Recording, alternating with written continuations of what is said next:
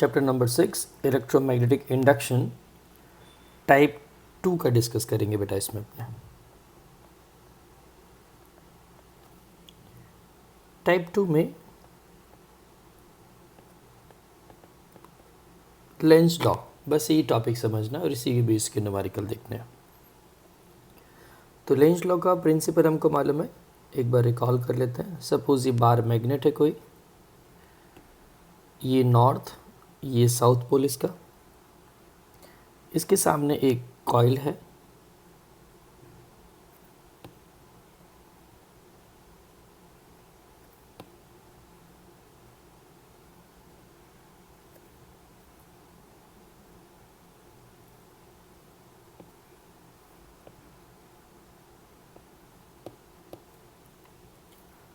इस bar magnet को suppose मैं इस कॉइल के तरफ मूव करता हूँ, मीन्स इसका मूवमेंट डायरेक्शन हो गया ये बार मैग्नेट का। तो इस कॉइल में क्या होगा, जो मैग्नेटिक फ्लक्स लिंक्ड है वो चेंज होगा। तो अगर इसके क्लोज़र जा रहा है ये, तो इसके साथ मैग्नेटिक फ्लक्स जो लिंक्ड है उसकी वैल्यू इंक्रीज़ होगी। और ये मालूम है कि जो इंड्यूस्ड करंट डेवलप होगा वो ऐसे होगा कि इसके कारण जो प्रोड्यूस मैग्नेटिक फील्ड है वो इसका अपोज करे। मीन्स ये साइड नॉर्थ और ये साइड साउथ बनेगा। मीन्स अगर मैं यहाँ से ऑब्जर्वेशन करूँ तो मुझे नॉर्थ दिखेगा, मतलब करंट इसमें एंटी क्लॉकवाइज शो होगा। नॉर्थ का मतलब समझ लेना एंटी क्लॉकवाइज, साउथ का मतलब हो जाएगा क्लॉकवाइज। मैंने ये क्लियर किया था थ्योरी पार्ट में कि अगर हम कॉइल को देखें ऐसा और कॉइल में करंट क्लॉकवाइज फ्लो होता हुआ फील हो रहा है, इसका मतलब वो साउथ बनेगा। और अगर उसको देखने से डायरेक्शन एंटी क्लॉकवाइज दिख रहा है, इसका मतलब वो नॉर्थ बनेगा, लाइक दिस। तो सिंपल कंडीशन हो गई। तो एक बार फिर से यहाँ पर कि अगर मैं नॉर्थ टर्मिनल को इसके साइड फ्लो कर रहा हूँ तो नॉर्थ होगा, अगर इस नॉर्थ को मैं दूर लेके जाऊँ तो यहाँ पे साउथ हो जाएगा। Oppose is the very cause, simple. अब यहाँ पर मैग्नेटिक फील्ड इंक्रीज होने वाले डिफरेंट केसेस हैं। कैसे कैसे हम इंक्रीज कर सकते हैं इसको, हाउ। तो एक बार अपने बेसिक से स्टार्ट करते हैं फिर से। एक कंडीशन मैं यहाँ पे ऐसा लूँ, फर्स्ट वन, कि ये बार मैग्नेट, ये इसका नॉर्थ, ये इसका साउथ, यहाँ पर एक कॉइल, इस कॉइल के सामने हमने इस बार मैग्नेट को, देखो इसका मैग्नेटिक फील्ड डायरेक्शन बता दिया मैंने,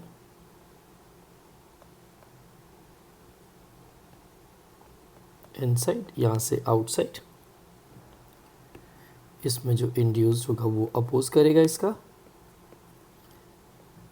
लाइक दिस। मतलब ये नॉर्थ हुआ, ये साउथ हुआ। कैसे, हम ऑब्जर्वेशन यहाँ से कर रहे हैं। तो डिफरेंट पॉइंट समझ लो इसके। सबसे पहले देखो यहाँ व्हाट इज हैपनिंग कि B इज इंक्रीजिंग। क्यों B इंक्रीज हुआ? बिकॉज अब मैं इस बार मैग्नेट को इसकी तरफ लेके जा रहा हूँ, ज़्यादा क्लोजर होगा, ज़्यादा फील्ड लाइन पास होगी। सेकेंड केस क्या देखा हमने कि B is inside the ring.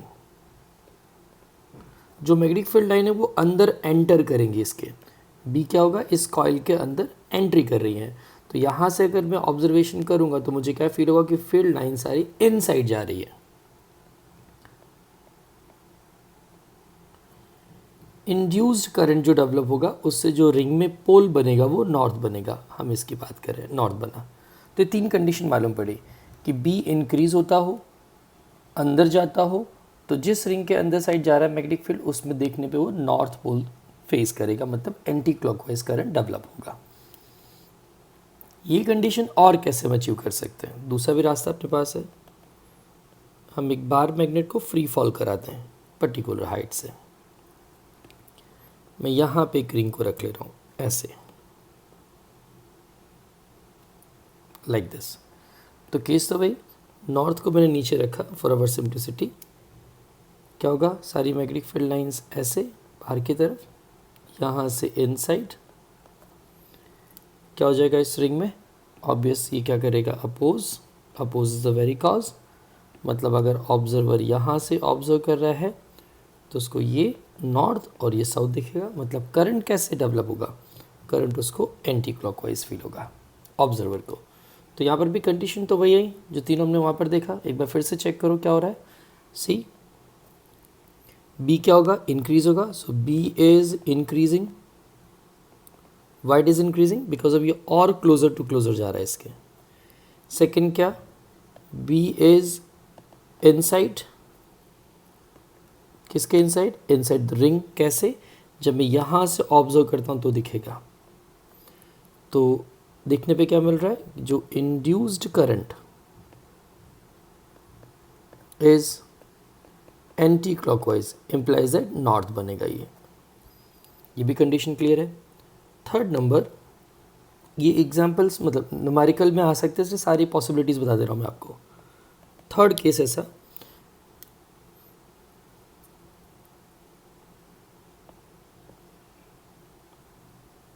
Suppose magnetic field line directly ऐसा शो किया है कि that is going inside.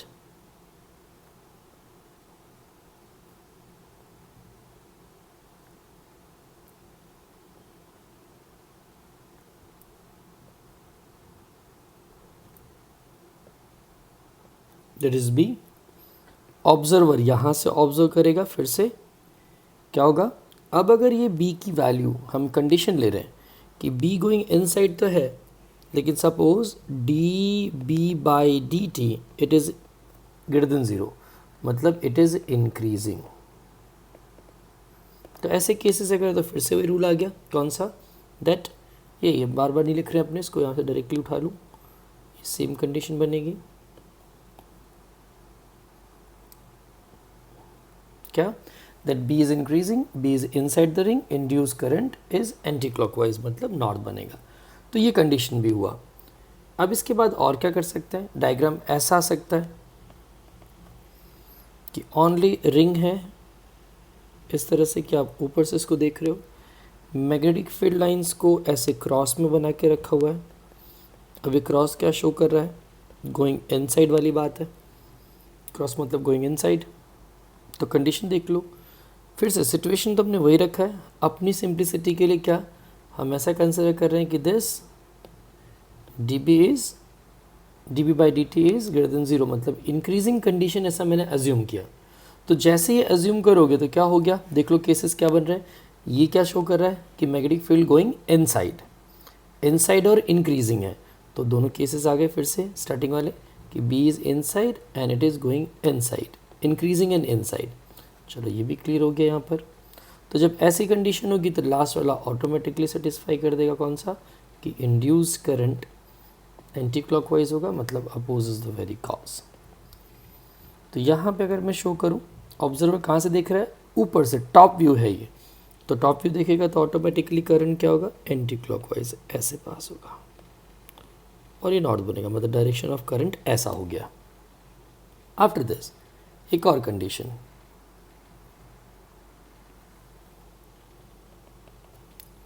Suppose ऐसा देख के रखा है कभी कि ये एक वायर है, करंट कैरिंग वायर.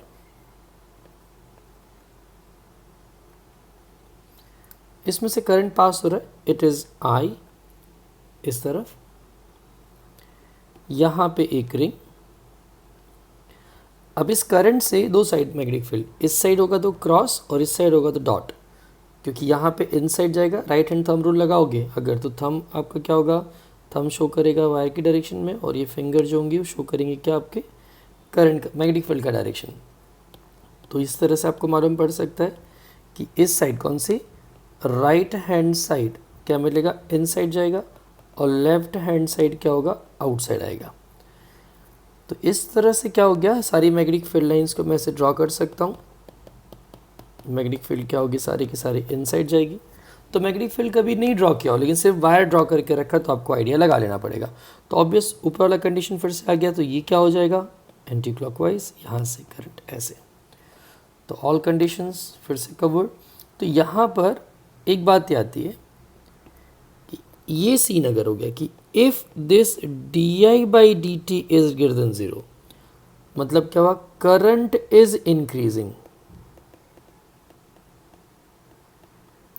तो करंट इंक्रीज होगा, implies that this D V by D T greater than zero, और ये सेटिस्फाइड होगा तो ऊपर की तीनों कंडीशन क्या हो जाएंगी, ऑटोमेटिकली सेटिस्फाइड हो जाएगी बेटा, ये वाली.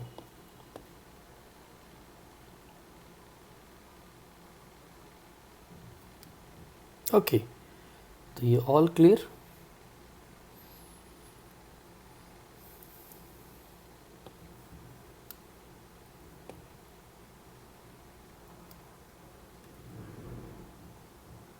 अब इसको एक शॉर्टकट में लिख सकते हैं लर्न करने के लिए, दो ही, ये 5th number, this one and this 4th number, इसको।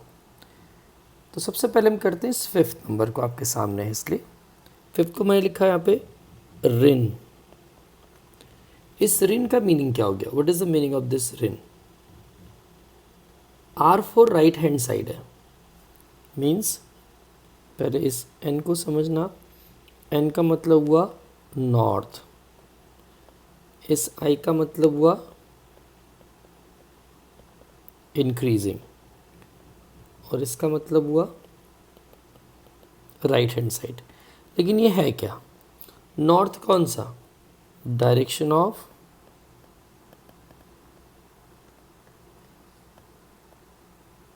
induced current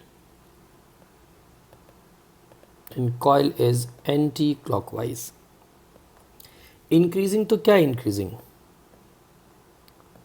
Current in the wire. And what is RHS? तो क्या हो गया ये? Position of the coil with respect to the wire. तो अब इसमें से कोई भी एक चेंज होगा तो सारे चेंज हो जाएंगे। तो जैसे रिन हमने प्रिपेयर कर लिया राइट हैंड साइड, देख लो यहाँ पर ये वायर है, ये राइट हैंड साइड क्या है? कॉइल है। मैग्नेटिक फील्ड क्या है? सारी की सारी इनसाइड है, और हमने अज्यूम किया कि ये इंक्रीजिंग है, तो क्या होगा? ये नॉर्थ बनेगा, मतलब एंटी क्लॉकवाइज। तो इनमें से कोई भी एक चेंज करो अगर, तो सब चेंज हो जाएंगे। मीन्स इसको देखो लिखते हैं one by one. That means चलो फर्स्ट, अगर राइट हैंड साइड है और करंट इंक्रीज हो रहा है तो नॉर्थ बनेगा।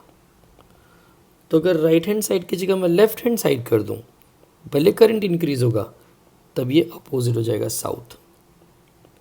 चलो इसको राइट हैंड साइड ही रहने दो, लेकिन इंक्रीजिंग की जगह डिक्रीजिंग आ जाएगा, तो फिर से क्या हो जाएगा? ये चेंज होगा, मतलब साउथ रहेगा।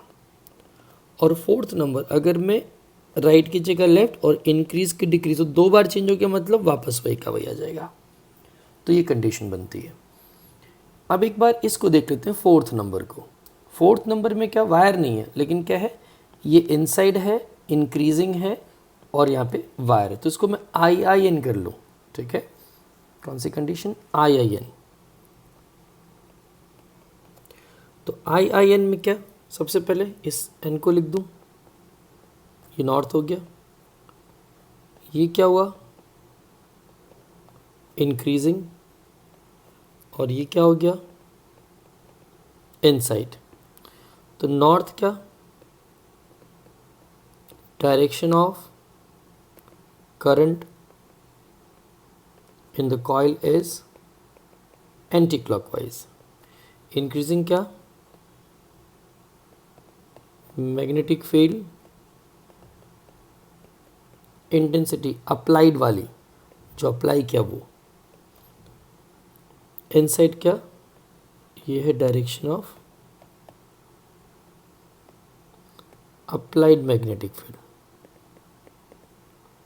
तो यहाँ पर भी कंडीशन वही, एक भी चेंज करेंगे तो ऑटोमेटिक नॉर्थ का साउथ, साउथ का नॉर्थ हो जाएगा। तो चेक करते कैसे, let's start. This is IIN। अब आई यहाँ पे इंक्रीजिंग के लिए है, तो क्या हो जाएगा? इनसाइड है, सॉरी, पहला आई। अगर मैं इसको आउटसाइड कर दूँ, इसको इंक्रीज रखूँ, तो ये साउथ हो गया। चलो फिर से इसे फोकस करो। इनसाइड तो रखा, लेकिन इंक्रीजिंग को मैं डिक्रीजिंग कर दूँ, फिर से चेंज हो गया। चलो फिर से फोकस यहीं रखो। इनसाइड को मैंने आउटसाइड कर दिया, इंक्रीजिंग को डिक्रीज, 2 बार चेंज होगा, मतलब वापस नॉर्थ बन जाएगा। तो ये आपको क्लियर होना चाहिए। एक प्रिपेयर करने का ये IIN, तो बाकी तीनों तो क्रिएट कर सकते हैं अपने। तो इस बेस पे न्यूमेरिकल है अपने पास। Example 6.4। As shown figure shows planar loop of different shapes moving out or into a region of magnetic field which is directed normal to the plane of the loop away from the reader. Determine the direction of the induced current. देखो magnetic field क्या बोल रहा है, away from the reader, मतलब आप book को या इस वीडियो को देख रहे हो तो क्या होगा, फील्ड लाइंस अंदर जा रही हैं, बुक के या इस स्क्रीन के अंदर जा रही है, ऐसा लेंज लॉ यूज़ करना है। चलो सबसे पहले हम फर्स्ट नंबर को फोकस करते हैं। फर्स्ट नंबर, अब देखो ये पूरी फ्रेम कहाँ जा रही है, अंदर लेके जा रहे हैं। तब सीन देखो, पहले बाहर रहा होगा तो कोई फील्ड नहीं, फिर धीमे धीमे जब अंदर जाएगा तो मैग्नेटिक फ्लक्स इंक्रीज होगा। मैग्नेटिक फ्लक्स इंक्रीज होगा मतलब मैग्नेटिक फील्ड इंटेंसिटी ज़्यादा लिंक होती जाएगी उससे। तो लूप कहाँ जा रहा है, लूप अंदर जा रहा है मैग्नेटिक फील्ड के, तो यहाँ पे लिख सकता हूँ कि loop is going in the field of B, implies it B is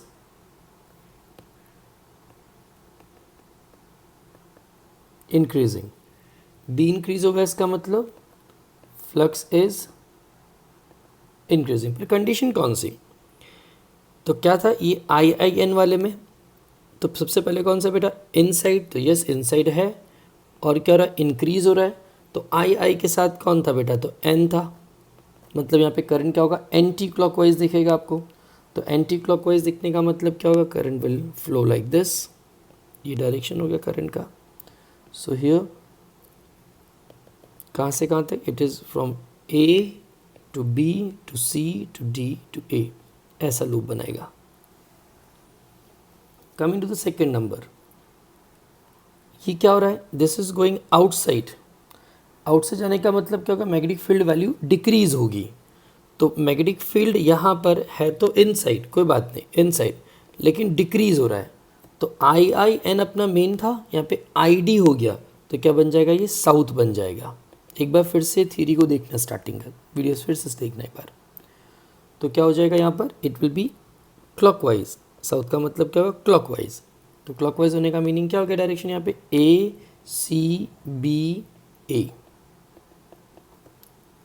coming to this, क्या हो रहा है, ये it is going outside. Outside आने का मतलब क्या, तो चलो मैग्नेटिक फील्ड तो क्या है, इनसाइड है, लेकिन क्या होगा, डिक्रीज होगी वैल्यू, तो क्या होगा, साउथ होगा डिक्रीजिंग के लिए यहाँ पर। तो ये भी क्या हो जाएगा, इट इज़ डायरेक्शन क्या, it is from A B C D clockwise, so it is A B C D A। Coming to this one, next example 6.5. A closed loop is held stationary in the magnetic field between the north and south pole of two permanent magnets held fixed।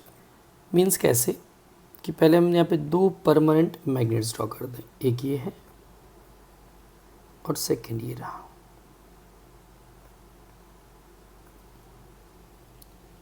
अब इसके बीच में आपने एक coil रखी हुई है, this coil is fixed. Can we hope to generate current in the loop by using very strong magnets? तो no, क्योंकि सब फिक्स्ड है, so no current because of condition क्या है कि इंड्यूस्ड करंट इज, यहाँ पे induced current produces due to the change in magnetic flux. तो मैग्नेटिक फ्लक्स में तो कोई चेंज हो ही नहीं रहा है, यहाँ पे फ्लक्स वैल्यू क्या होगी, फिक्स रहेगी, तो change value 0, that's why no. B पे आते हैं, a close loop moves normal to the constant electric field between the plates of a large capacitor, is a current induced in this loop. यहाँ पे condition देख के रखा है, when it is wholly inside the region between the capacitor plate, when it is partial outside the plate of the capacitor, the electric field is normal to the plane of loop। कोई मतलब ही नहीं है क्योंकि यहाँ पे कहीं पे magnetic flux है ही नहीं, तो यहाँ पे क्या हो जाएगा, for the induced current